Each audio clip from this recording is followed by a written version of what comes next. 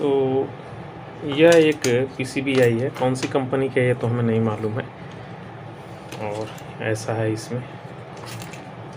और बहुत से भाई लोग बोल रहे थे रिमोट के लिए, तो रिमोट के लिए कॉमन रिमोट आप इस्तेमाल करिए, यूनिवर्सल, ये सबसे बेस्ट रहता है। क्योंकि वो एसी में अलग अलग रिमोट ढूंढना, हाँ, लेकिन हिटैची में नहीं लगता है, ये मैं देखा हूँ। हिटैची में हिटैची ही लगेगा, दूसरा नहीं लगता है। तो चलिए, ये पीसीबी अभी बन के गई थी लेकिन फिर वापस आई है। तो कोई एरर आ रहा है, कौन सा एरर है वो भी देख लेते हैं। तो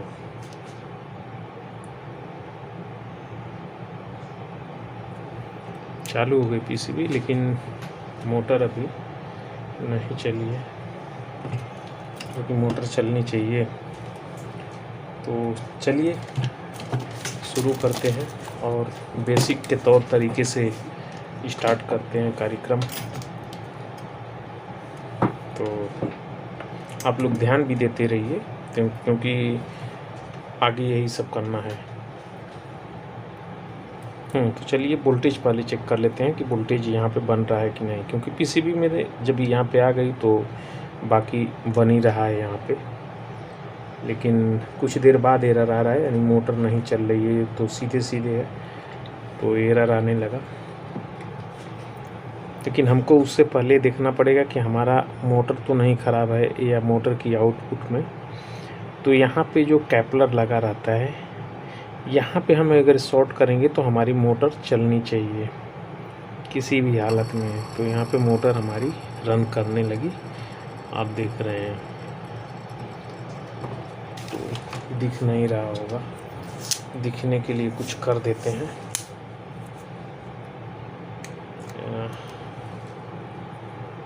हाँ, अब शायद दिखेगा।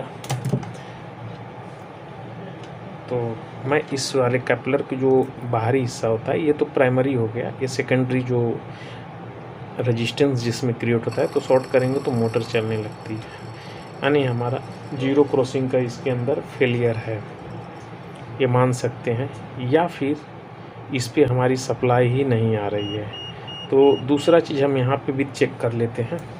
देखिए, मैं ये कांटे का इस्तेमाल कर रहा हूँ, इस मीटर का। इस मीटर में क्या खासियत है, ये इसीलिए मैं इसका इस्तेमाल ज़्यादा करता हूँ।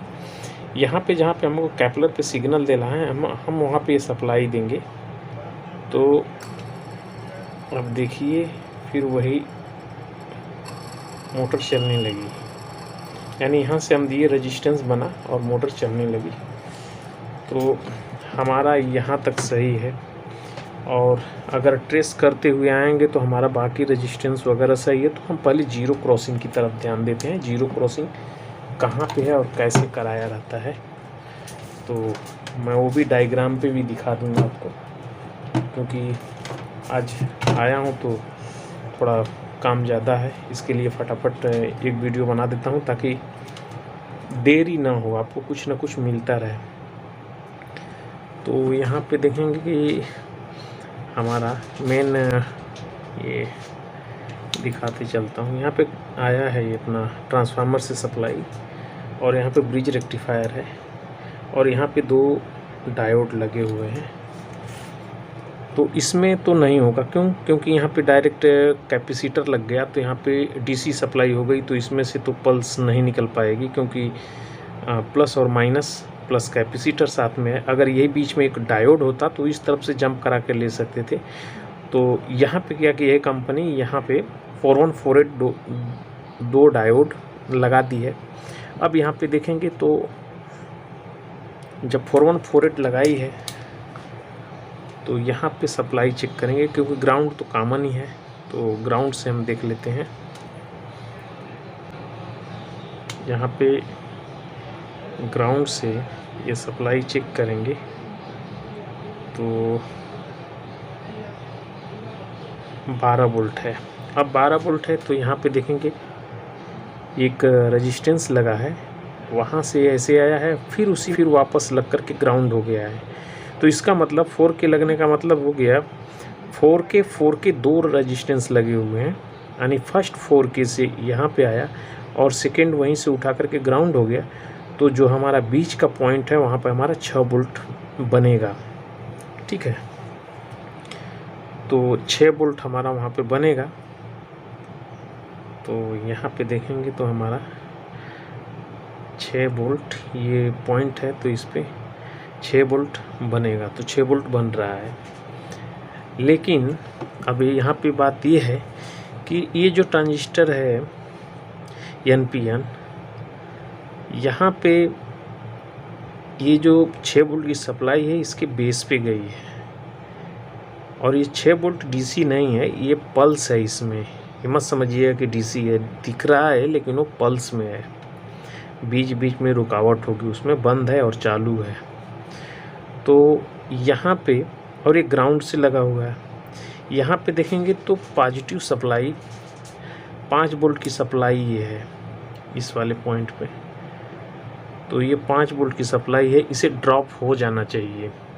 जब बेस पे सप्लाई भी है 6 वोल्ट की, तो इस पे नहीं होना चाहिए, क्योंकि ये जैसे इस पे सप्लाई जाएगी ये संचरण करेगा, यानी ग्राउंड को पॉजिटिव के साथ में अटैच कर देगा, यानी 10K की रेजिस्टेंस है तो यहाँ पे वोल्टेज ड्रॉप हो जाएगा, और वो 10K की वोल्टेज को ड्रॉप को ही यहाँ पे दे दी गई है सीधे IC को, यानी ये उस पल्स को पकड़ेगी। यानी जैसे जैसे इसमें इतना फास्ट स्विचिंग होगा, हमारा हाथ भी नहीं कभी, मतलब हाथ से मैं बता रहा हूँ ना, वो सेकंडों में होगा, क्योंकि 1 सेकंड के अंदर 50 फ्रीक्वेंसी होती है, तो वो टुकड़ा 50 टुकड़ा इसके अंदर, यानी आना फाना होता है, उसी को ये IC डिटेक्ट करती है।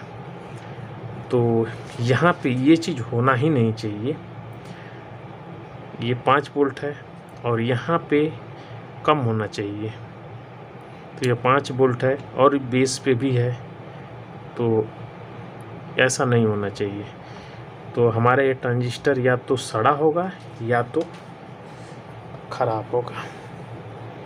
तो मैं बंद कर लेता हूँ और देख लेते हैं। तो ये सड़ा हुआ नहीं है, तो हम इसको निकाल ही लेते हैं, क्योंकि ट्रांजिस्टर पे जब भी बेस पे सप्लाई है और दोनों पॉइंट पे प्लस और माइनस भी है, तो ऐसा नहीं होगा, और ड्रॉप हो ही जाना चाहिए किसी भी हालत में। और ऊपर से 10K की रेजिस्टेंस लगी है, तो 10K की रेजिस्टेंस से ड्रॉपिंग हो ही जाना चाहिए। नहीं हो रही है तो इस हालत में ये ख़राब ही होगा। ख़राब में शॉर्ट नहीं होगा, ओपन होगा ये। तो ये नंबर है S9014, और S9014 है, तो अपने पास S9014 नहीं है। अभी एक सर्किट से निकाला हुआ है ये सब, और ये है S9013, तो मैं यहाँ पे 13 लगा देता हूँ। और ये ट्रांजिस्टर वही है, ये मत समझिएगा कि दूसरा कोई है, NPN ही है। वो क्या नंबर है, क्या कोडिंग है, वो कंपनी समझे।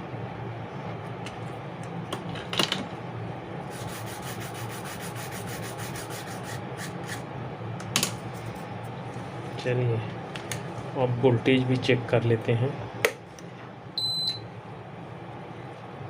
तो वही वोल्टेज फिर वापस हम यहाँ पे चेक करेंगे। ग्राउंड है, तो अब देखेंगे कि 0.6 वोल्ट हो गया, और ये भी ड्रॉप होकर के 0.36 हो गया, और यहाँ पे 5 वोल्ट है, तो अब भी 0 क्रॉसिंग डिटेक्ट हो गई होगी। अभी इसको चलना चाहिए। अगर इसके बावजूद भी नहीं चलेगी तो फिर हमें समझेंगे कि हमारा आगे कुछ और ख़राबी हो सकती है। तो बराबर हो गया अभी, क्योंकि ये 0 क्रॉसिंग से ही है। यहाँ पे 0 क्रॉसिंग का मतलब इसको मैं अभी डायग्राम पे आपको बता देता हूँ, समझ जाइएगा। जब भी ऊपर एसी ऐसे बनती है, ऐसे सर्कल में चलती है, तो जब भी हम डायोड लगाते हैं तो पॉजिटिव सप्लाई को हम सिर्फ प्लस का लेते हैं, तो निगेटिव हमारा गायब रहेगा। तो हमें इस तरह से ही मिलेगा ना, ऐसे ही मिलेगा, चलेगा कुछ समय ऐसे ऐसे, यही हमको मिलेगा।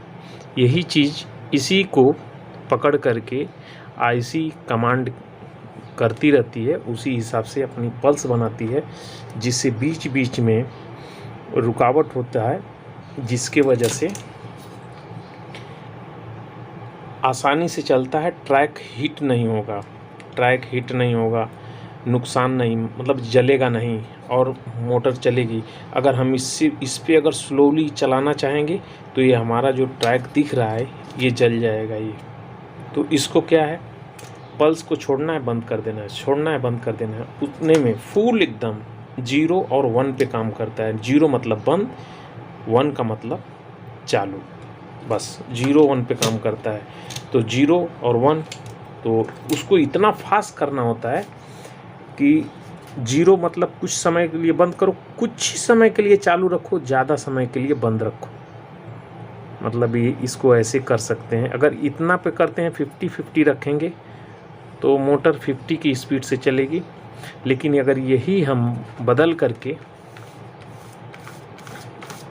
ऐसे कर देंगे, चालू हुआ फिर बंद कर दिया, कुछ समय के बाद फिर चालू किया फिर बंद कर दिया, अगर ऐसे करेंगे तो मोटर और स्लो हो जाएगी। यही प्रक्रिया चलती है, बस यही प्रक्रिया चलती है। इसको और बड़ा करते जाते हैं और मोटर स्लो हो जाएगी, और पास में करते जाएंगे, यानी 50% तो 50 हो जाएगा।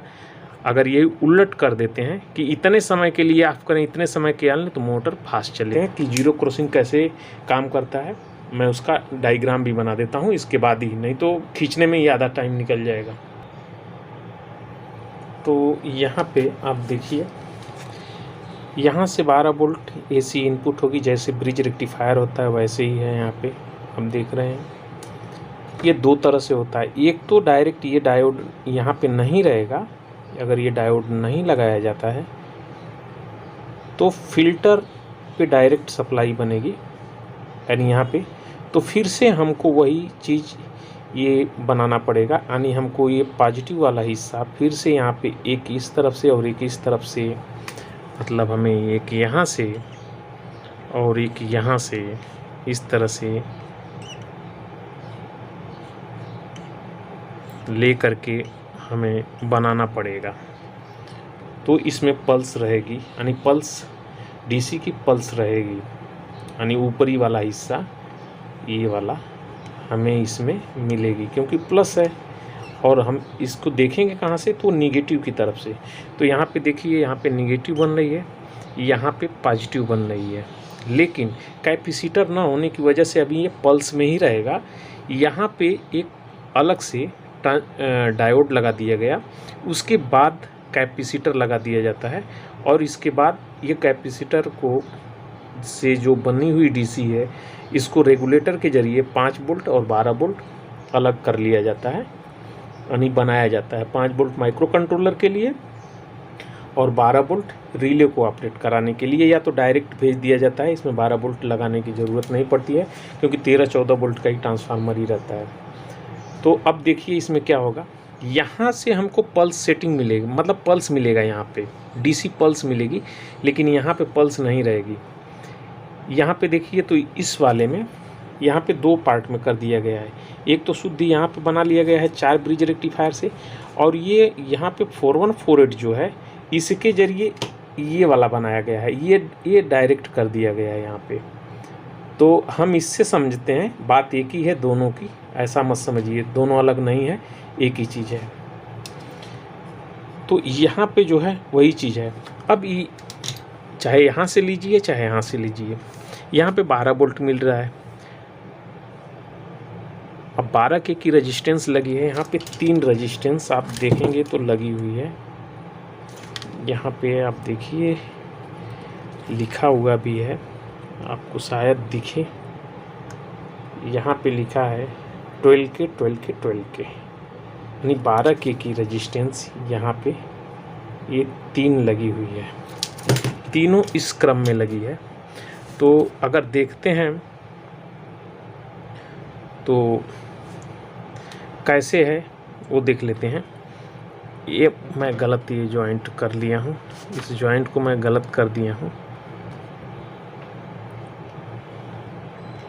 ये जॉइंट इस वाले पॉइंट से है, ये वाले पॉइंट से। तो 12 के और 12 के है, पहले ऐसे निकालेंगे वोल्टेज। अगर हमको देखना है कि कितना वोल्टेज है तो 12 ये हुआ और 12 ये है, तो दोनों, और ये ग्राउंड से जा कर के टच होता है, यानी ग्राउंड में हो गया, इधर से ग्राउंड है और इधर से प्लस, तो यहाँ पे 50 वोल्टेज हो ही जाएगा, ये फार्मूले में ही है।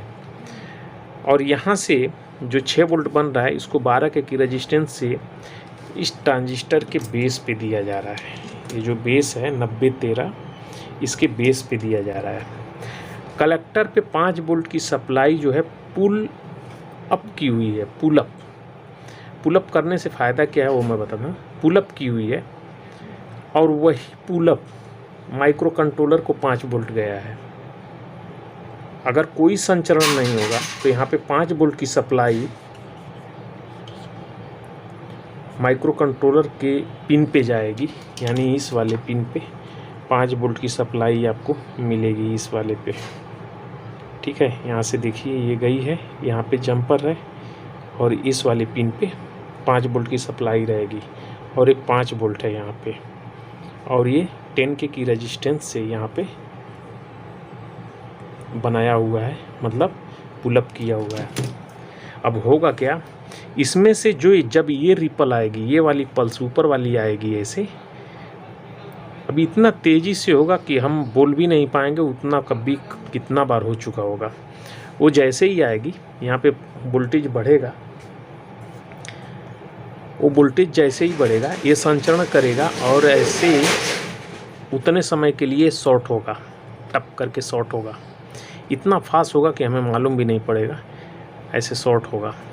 ये सप्लाई 0 हो जाएगी, क्योंकि जैसे ही ये होगा शॉर्ट होगा ना ग्राउंड से, अब ध्यान दीजिए, ग्राउंड से शॉर्ट होगा और ये उस समय 0 हो जाएगी। यानी 50 हर्टेज जो है पल्स है डीसी की, ये इतने चक्कर मतलब 50 बार इसको पल्स बनना शुरू होगी तो आपका ये 5 वोल्ट नहीं रहेगा, ये ख़त्म हो जाएगा, यहाँ पे वोल्टेज कम हो जाएगा। तो यहाँ पे वोल्टेज हो जाता है 0.36 वोल्ट के करीब, और ये भी ड्रॉप होगा क्योंकि 12 के का है। तो यहाँ पे आपको मिल रहा था 6 पॉइंट कुछ पॉइंट, यहाँ पे मिल रहा था 0.63। तो इतना वोल्टेज यहाँ पे मिलता है जब ये परफेक्ट रहेगा। तो अगर इतना सही है तो ये पल्स जनरेट होगी। अगर ये डीएसओ होता है तो उसमें बराबर दिखता है, और बाकी भाई वैसे भी चल ही जाता है। और जीरो क्रॉसिंग ना बनने का कारण क्या रहेगा, अगर फेल हो गया तो ये भी आपने चेक कर लिया सही है, ये भी चेक कर लिया सही है, ये भी चेक कर लिया सही है, वोल्टेज भी बराबर है, तो उस कंडीशन में आपको सबसे पहले इन महाशय को चेक करना पड़ेगा।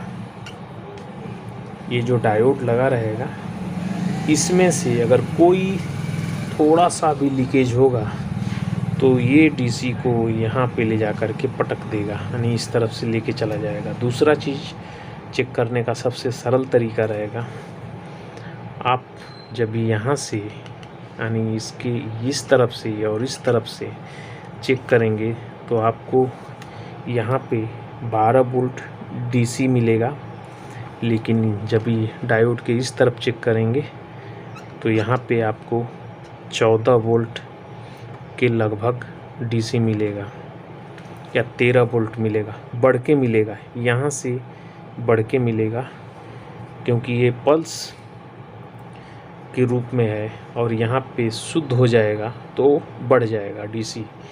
ये दोनों में लागू होता है। अगर जहाँ पे एलजी वगैरह में आपने देखा होगा कि ज़ीरो क्रॉसिंग जहाँ पे रहती है वहाँ पे भी एक कैपेसिटर लगा होता है, उस कैपेसिटर को ध्यान देना ज़रूरी होता है।